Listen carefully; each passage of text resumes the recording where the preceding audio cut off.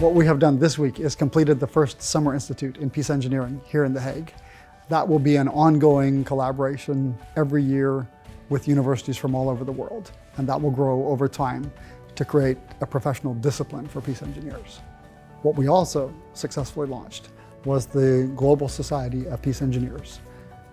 That is a membership organization for practicing engineers to join, and for anybody in the world who's interested in supporting the whole movement of peace engineering to also join as a supporting member.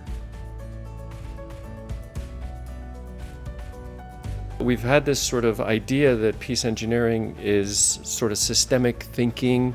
It's about sort of contributing, bringing engineering principles to the peace process. But we don't have a good handle on what peace engineering really is. And I think what we wanted to do was to convene as many smart people as we can in a room and sort it out, quite frankly.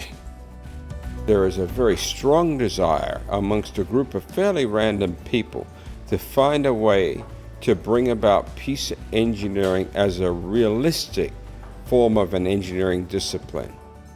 I'm learning a lot about how we can scale up peace building and social cohesion to a much broader model that's more sustainable and profitable. It's peace and engineering. So it's a bridge, essentially, between hard sciences like engineering and softer sciences like peace studies, conflict management, anthropology, and so on. But the most interesting part for me in this week is that I've now started to understand the impact of finance and diplomacy and all these other angles that are absolutely part of the equation that I just didn't understand enough to incorporate in until this week. This is ground zero of a new field called peace engineering.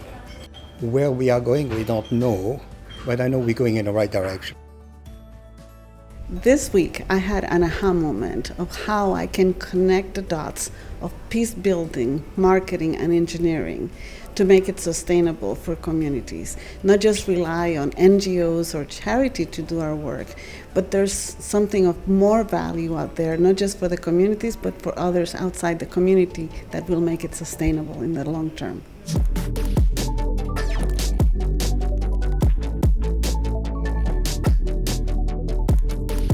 It was quite amazing to see how fast things have evolved. All of a sudden there's a lot of, there's even investors, there's a coalition of universities, there's a society, international association that was founded.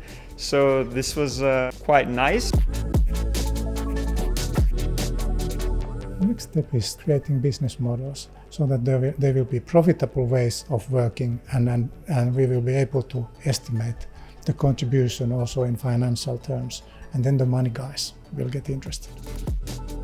So the idea of having a numerical value that can be measurable, that proves that investing in positive social change is good for everyone, is a really good place for us to start. That might shake up the investment, the fund and the grants and the non-profit funding landscape.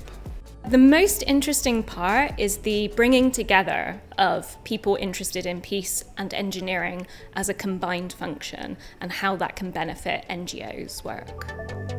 So I had a very successful meetings and talks today already, and do hope that the next steps will be taken within days, not even weeks but days. But let's see, hopefully by the end of the year we will be able just to make the first investments together with the association.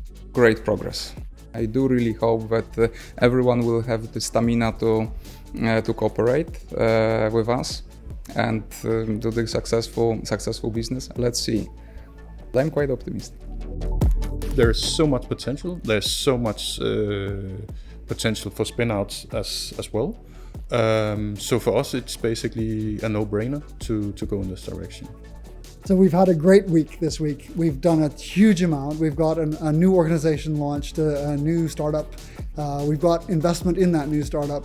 And I'm really looking forward to seeing now how this grows in the world and measuring the impact this has on the world.